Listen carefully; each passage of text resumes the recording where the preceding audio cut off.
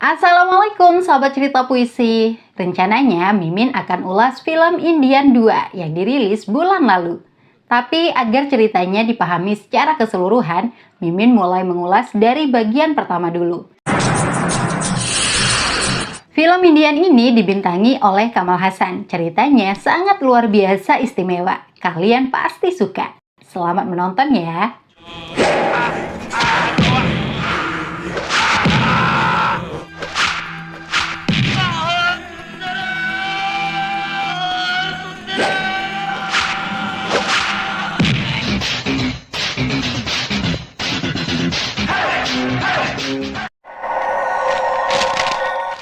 Kondisi negara India sangat memalukan dan menyedihkan. Praktik suap dan korupsi terjadi di semua kantor pemerintahan. Rakyat kecil tercekik karena dijarah oleh pemerintahnya sendiri. Seorang pria tua, Senapati, sangat geram dengan kondisi bangsanya. Dia masuk ke ruangan salah satu pejabat korup bernama Appadurai di kota Chennai, Tamil Nadu. Tanpa banyak bicara, Senapati menotok kedua tangan Appadurai sehingga tidak bisa bergerak. Leher Appadurai juga ditotok agar tidak bisa berteriak. Senapati kemudian mengeluarkan pisau belatinya dari sarung yang menjadi sabuk. Pejabat korup yang suka menerima suap itu dibunuh di tempat tanpa diketahui siapapun.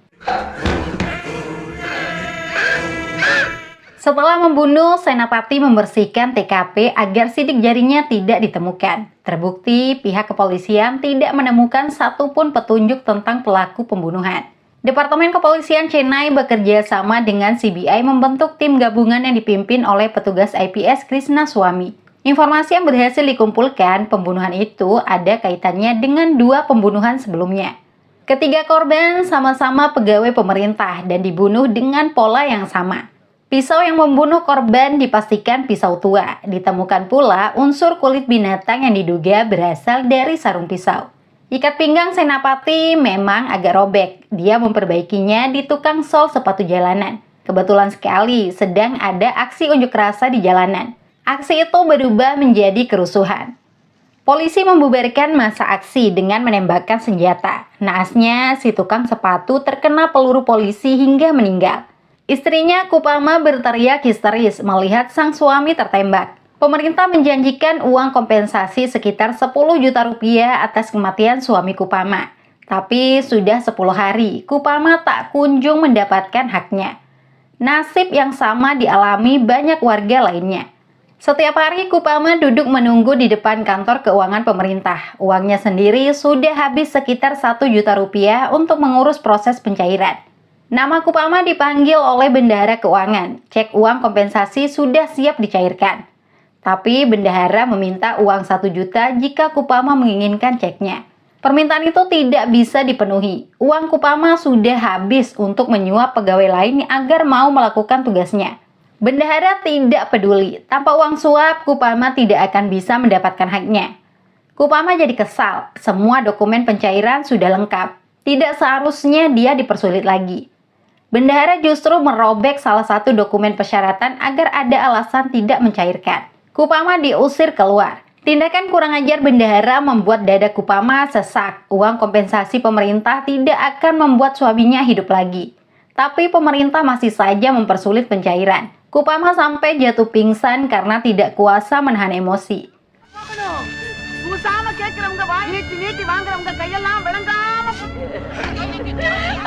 Semua insiden itu disaksikan oleh Senapati yang mencari Kupama untuk mengambil sabuknya. Senapati tidak bisa tinggal diam. Bendahara korup itu ditemui di ruangan sepi. Senapati memperkenalkan diri sebagai Indian, yang artinya orang India. Selembar kertas kemudian diberikan kepada bendahara itu. Isi tulisannya menegaskan bahwa orang seperti si bendahara tidak memiliki tempat di India. Senapati menotok tubuh bendahara. Lehernya juga ditotok agar tidak bisa mengeluarkan suara. Lalu Senapati menggunakan belatinya untuk mengakhiri hidup si bendahara.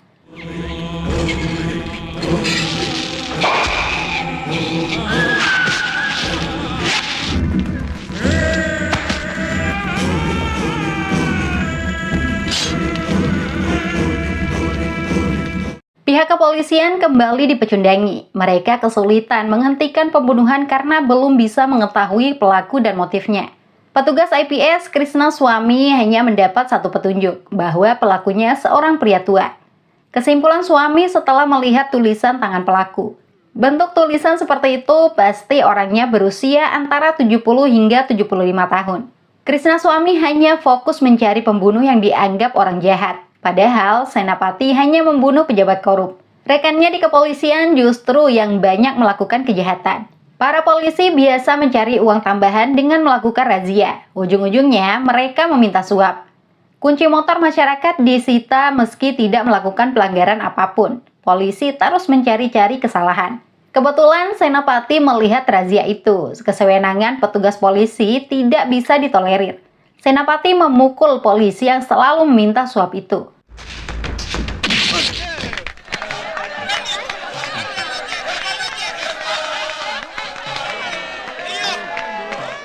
Praktik suap benar-benar telah menjamur di India. Seorang pria bernama Chandra Bose bahkan berani membuka usaha calo di depan kantor dinas perhubungan.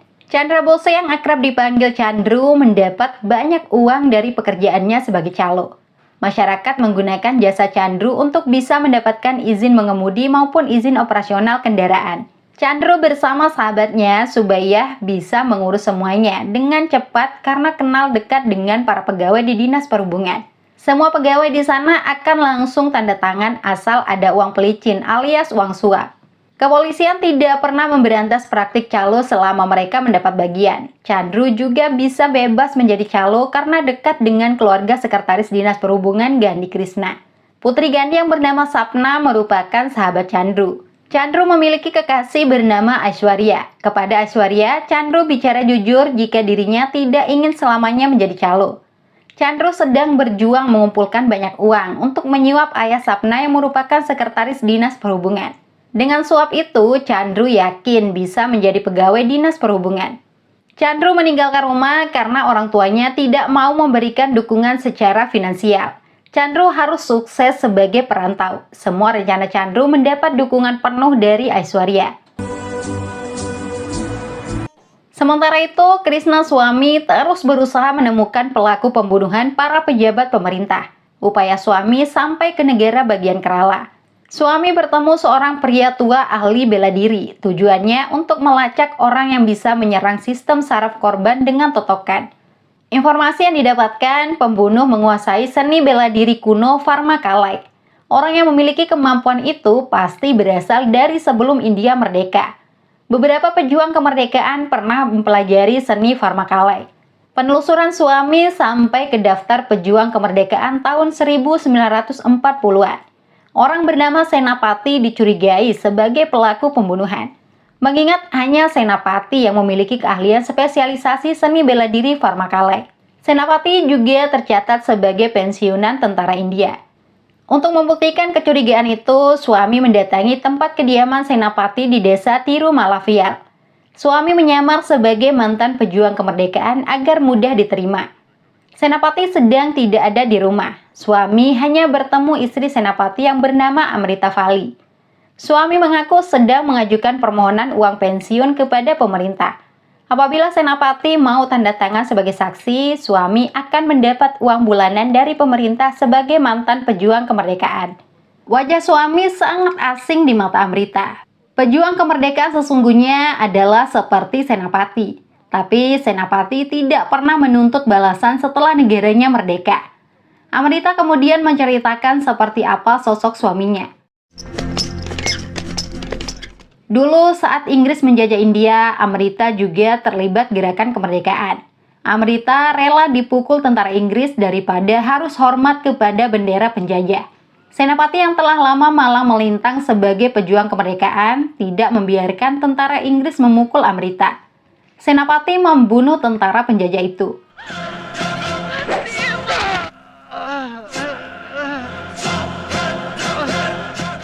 Aksi perlawanan Senapati yang selalu menentang Inggris membuatnya jadi buronan. Tapi Senapati sangat cerdik. Inggris tidak pernah mampu menangkap Senapati. Suatu hari, Amrita memimpin aksi ratusan wanita India melakukan gerakan memboikot pakaian Inggris. Banyak pakaian asing yang seksi dibakar. Mereka juga menyuarakan Inggris harus keluar dari India. Respon pihak Inggris sangat berlebihan. Amrita dan yang lain ditangkap. Ratusan wanita itu ditelanjangi. Mereka tidak bisa melawan tentara yang bersenjata lengkap. Harga diri dan kehormatan para wanita itu telah dihancurkan. Banyak di antara mereka tidak kuat menanggung malu sehingga memilih mengakhiri hidupnya. Kebetulan sekali Senapati melintas dan melihat salah satu korban di pinggir sungai. Senapati juga mendengar suara tangisan dari balik pohon. Itulah suara Amrita yang juga ingin mengakhiri hidup seperti wanita lainnya. Untuk menyelamatkan nyawa dan kehormatan wanita di balik pohon, Senapati bersumpah akan menikahinya. Senapati memberikan bajunya untuk dipakai. Akhirnya Amrita mau keluar dari balik pohon. Setelah saling bertatap langsung, mereka berdua menjadi sepasang kekasih yang akan segera menikah.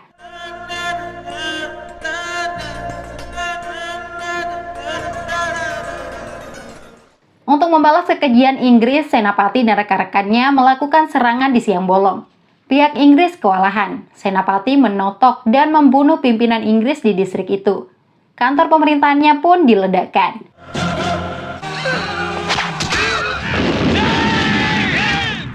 Senapati semakin menjadi buronan Inggris, tapi perjuangan Senapati tidak terhenti. Dia semakin ingin berbuat yang jauh lebih besar. Senapati akan bergabung dengan tentara India pimpinan Subhas Chandra Bose.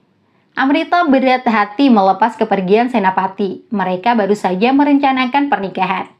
Senapati berjanji pasti akan kembali. Mereka bisa menikah dengan bahagia setelah India merdeka.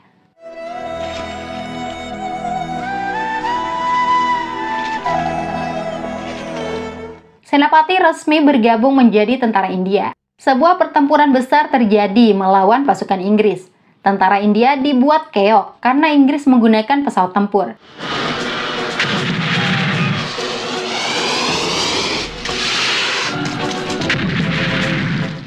Banyak tentara terbunuh. Senapati dan yang lain tidak bisa menghindari ganasnya rudal. Tapi sebelum mereka terbunuh, Senapati mengajak rekan-rekannya menghancurkan tank Inggris. Demi kemerdekaan, mereka rela menjadi pasukan bom bunuh diri. Beberapa tank pasukan Inggris berhasil diledakkan.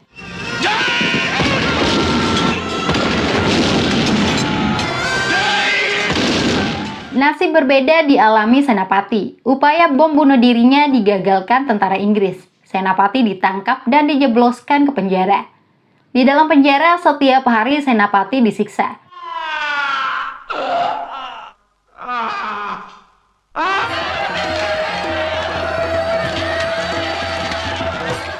Pada tanggal 15 Agustus 1947, para tokoh India mendeklarasikan kemerdekaan. India sudah bebas dari penjajahan Inggris. Senapati pun keluar dari penjara.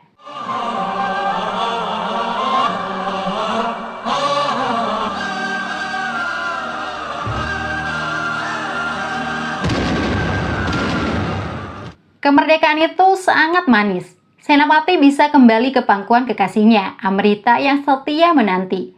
Mereka menikah dan menjalani rumah tangga bahagia.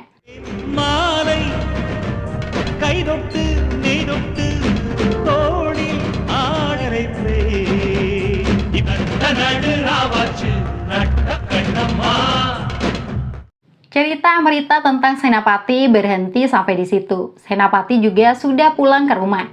Krishna suami langsung meminta tanda tangan Senapati. Tanda tangan itu membuat suami yakin bahwa Senapati memang pelaku pembunuhan. Tapi ternyata Senapati sudah mengetahui identitas asli orang yang ada di hadapannya.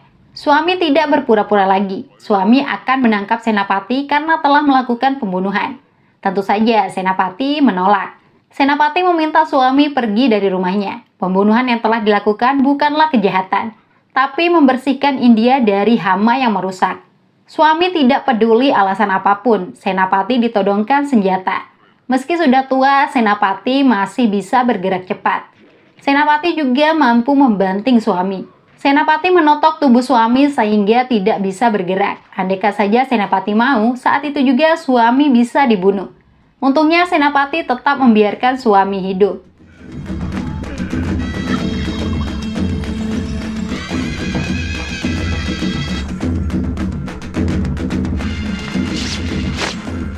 Senapati mengajak istrinya pergi dari rumah. Mereka pasti akan menjadi buronan polisi.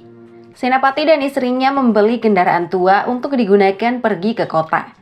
Mereka juga akan tinggal di mobil itu untuk menghindari polisi. Amrita dengan sabar menemani suaminya. Dulu suaminya juga menjadi buronan. Bedanya dulu dikejar-kejar penjajah Inggris, kini justru dikejar oleh bangsanya sendiri yang telah dimerdekakan. Nyawa Krisnaswamy hampir saja melayang. Tabib yang mengobati suami sangat menyadari pelaku sengaja tidak membunuh suami. Baru kali ini saya melihat keahlian seni farmakala yang begitu tinggi. Orang yang melakukannya sangat berhati-hati agar korban tidak terbunuh, terang tabib. Halo, enak ah? Sementara Chandru kini sudah menjadi pegawai dinas perhubungan. Sahabatnya Subaya juga ikut membantu pekerjaan di sana. Tugas Chandru yaitu melakukan inspeksi atau pemeriksaan kelayakan kendaraan. Chandru mendapatkan pekerjaan itu dengan uang suap yang cukup besar. Chandru dan Subaya harus pintar-pintar mendapatkan uang suap lagi agar balik modal. Itulah yang membuat mereka tidak melakukan tugas dengan baik. Contohnya saja sebuah bus yang nyata-nyata tidak layak beroperasi. Tapi karena uang suap, Chandru menandatangani izin operasionalnya. Chandru hanya peduli dengan uang sehingga bus yang tidak layak dianggap layak. Sebagai pegawai pemerintah, Chandru semakin dibanggakan oleh kekasihnya Aishwarya. Tidak jarang Aishwarya menemui Chandru sambil membawa unta kesayangannya. Subaya ditugaskan menemani unta agar Chandru dan Aishwarya bisa bebas ngobrol. Sialnya, unta itu menggigit Subaya. Chandru membawa Subaya ke rumah sakit terdekat yang dikelola sebuah universitas kedokteran. Kebetulan Sapna yang merupakan sahabat Chandru bekerja di sana. Di waktu yang bersamaan, Krisnaswamy dan petugas polisi lainnya mencari Chandru ke kantor dinas perhubungan. Chandru butuh dimintai keterangan, karena ternyata Chandru adalah putra Senapati dan Amrita. Suami akan pergi ke rumah sakit untuk menemui Chandru. Anehnya, Senapati dan istri juga datang ke rumah sakit yang sama. Mereka mencari seseorang. Rupanya Senapati mencari rektor universitas kedokteran tersebut yang bernama Nizal Galrafi. Saat bertemu di lift, Senapati membuat Nizal pingsan dengan totokannya. Senapati dan Amrita membawa tubuh Nizal keluar. Tapi karena Krisnaswamy datang ke rumah sakit, mereka berpencar agar tidak ketahuan. Untungnya keberadaan Senapati tidak disadari oleh suami. Amrita sendiri masuk lift. Saat itulah Amrita dilihat oleh Chandru yang sedang bersama Aishwarya. Chandru kaget melihat ibunya ada di sana. Amrita memberitahu putra sulungnya itu tentang situasi yang sedang dihadapi. Namun belum sempat Chandru bereaksi, Sapna datang memanggil Chandru karena dicari polisi. Chandru menitipkan ibunya kepada Sapna. Chandru menemui pihak kepolisian. Suami mengajak Chandru ke kantor polisi untuk dimintai keterangan terkait pembunuhan yang dilakukan ayahnya.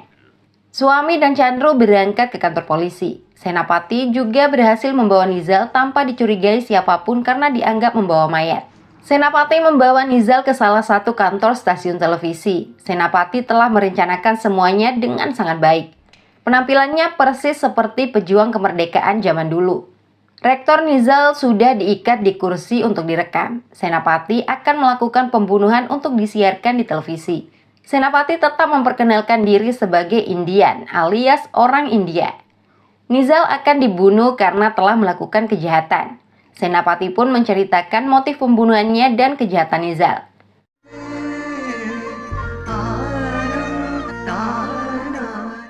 Dulu Senapati dan istrinya Amrita menjalani hidup bahagia setelah India merdeka.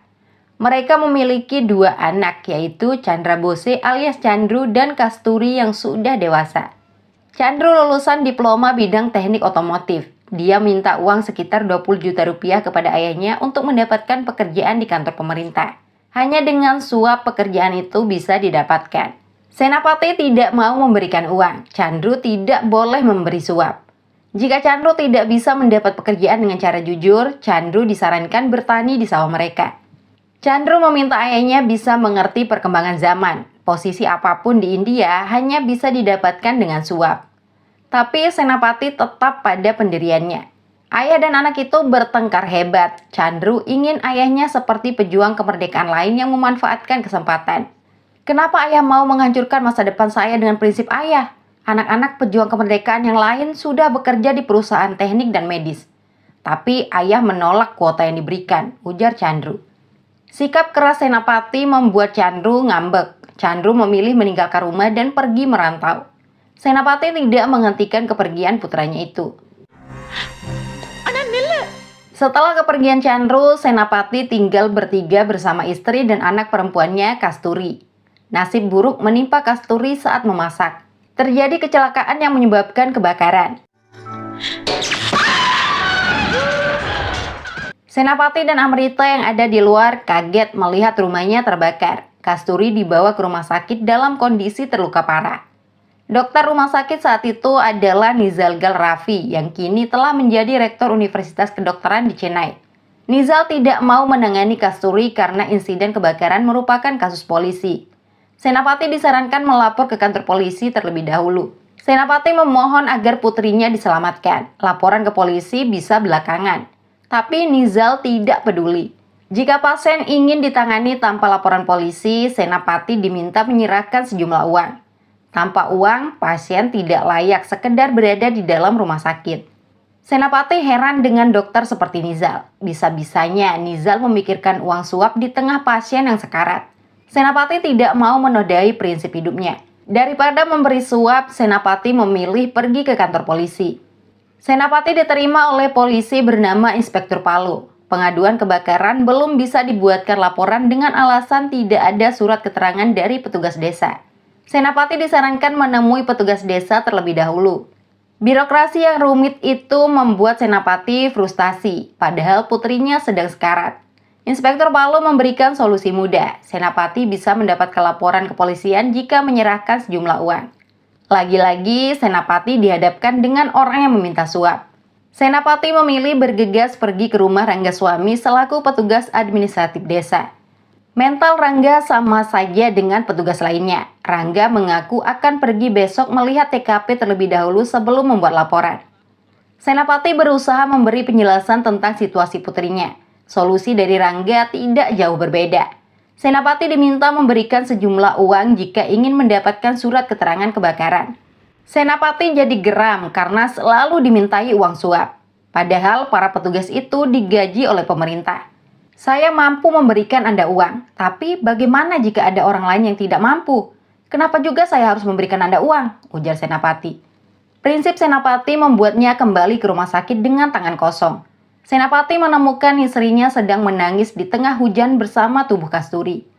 Ternyata Kasturi telah meninggal karena tidak mendapat penanganan dokter. Senapati menangis terisak meratapi nasib yang menimpa mereka. Kasturi,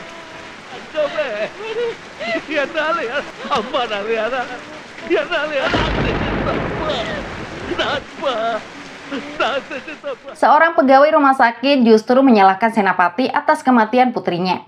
Andaikan saja Senapati mau memberi suap, nyawa putrinya pasti akan diselamatkan oleh dokter.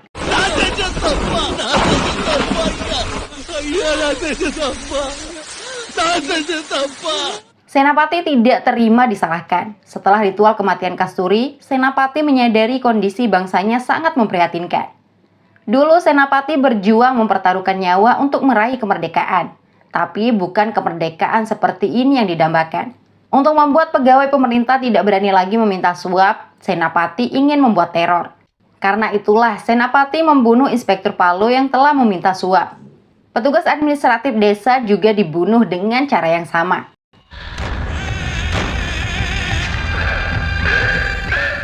Cerita Senapati selesai. Rektor Nizal sangat menyesal pernah mengabaikan pasien saat menjadi dokter dulu. Tapi penyesalan saja tidak cukup bagi Senapati.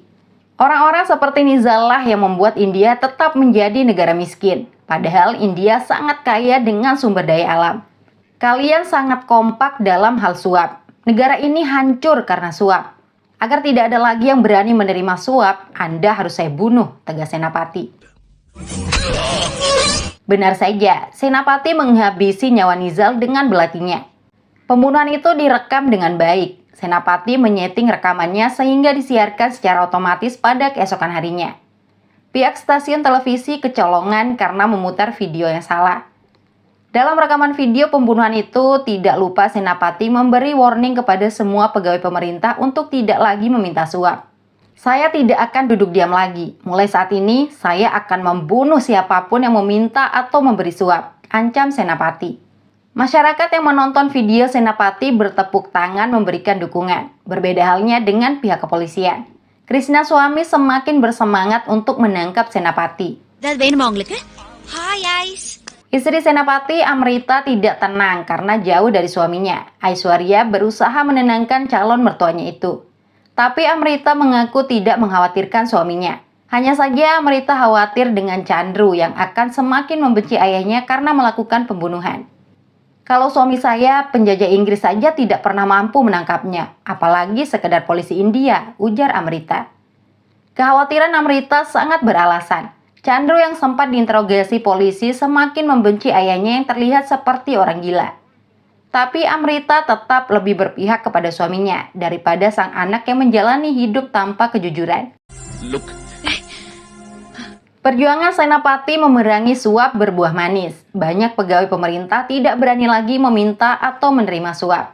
Bahkan pegawai pemerintah yang mendatangi Kupama untuk memberikan uang kompensasi atas kematian suaminya. Masyarakat sangat bersyukur dengan hadirnya sosok Senapati. Tapi sebuah insiden besar terjadi. Bus yang membawa 40 siswa sekolah mengalami kecelakaan karena remnya blong.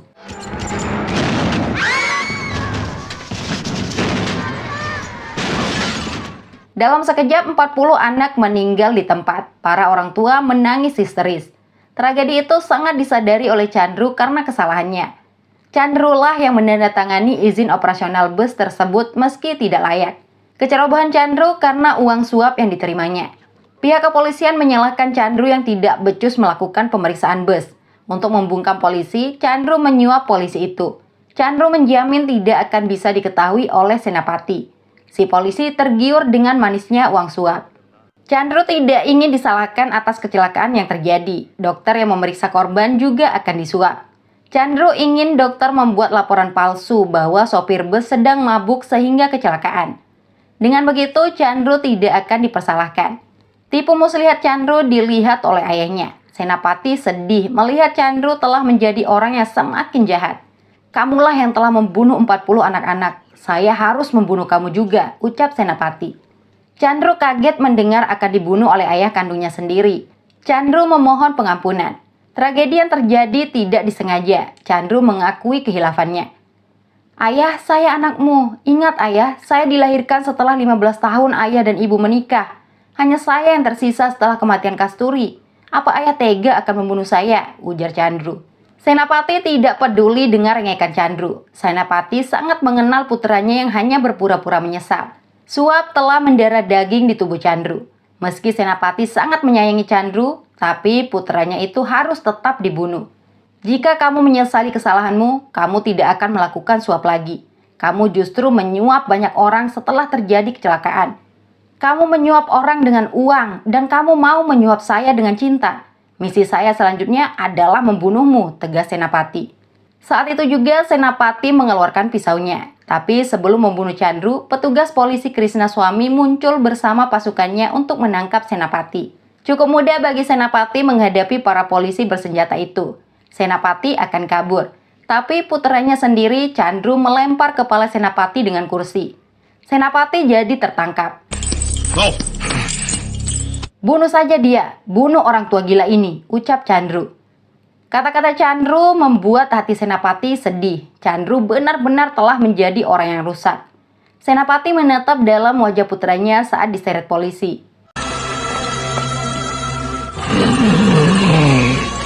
Penangkapan Senapati membuat rakyat marah. Senapati tidak boleh ditangkap karena berjuang untuk kepentingan bangsa. Beberapa pejabat pemerintah juga tidak suka Senapati ditangkap. Mereka ingin membunuh Senapati. Krisnaswamy kemudian memilih untuk menahan Senapati di rumahnya sampai persidangan dimulai 3 hari lagi. Tapi bukan Senapati namanya jika tidak bisa meloloskan diri. Senapati memotong borgolnya dengan api di ruang dapur sehingga bisa kabur. Chandru mengetahui ayahnya telah kabur dari tahanan polisi. Chandru akan pergi ke Mumbai agar tidak dibunuh oleh ayahnya. Hanya itu satu-satunya solusi menyelamatkan diri. Baru saja Chandru ke bandara, Senapati datang untuk menuntaskan misinya. Istrinya, Amrita, mengaku tidak mengetahui keberadaan mereka. Senapati sangat mengetahui istrinya sedang berbohong. Telepon rumah berdering. Senapati mengangkatnya. Pihak maskapai mengabarkan bahwa penerbangan ke Mumbai tertunda 1 jam. Senapati jadi mengetahui jika Chandru akan kabur ke Mumbai. Amrita memohon agar putra mereka tidak dibunuh. Kekasih Chandru, Aishwarya, juga mengutarakan permohonan yang sama. Tapi Senapati tidak mau berubah pikiran. Saya adalah orang yang paling sedih karena harus membunuh Chandru. Saya sangat menyayanginya. Tapi saya siap kehilangan dia hari ini, tegas Senapati.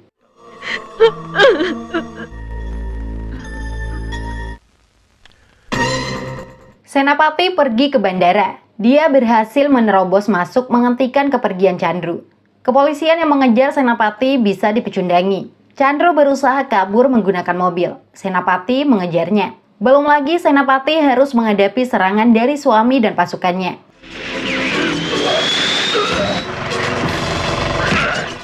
Senapati berhasil naik mobil yang digunakan Chandru. Tanpa bicara apapun lagi, Senapati menusuk Chandru dengan pisaunya. Senapati sedih melihat putranya sekarat, tapi Senapati harus melakukan itu demi bangsa dan negaranya. Mobil yang mereka naiki menabrak kendaraan BBM. Ledakan besar terjadi. Suami hanya bisa melongo melihat Senapati dan putranya meninggal di depan mata.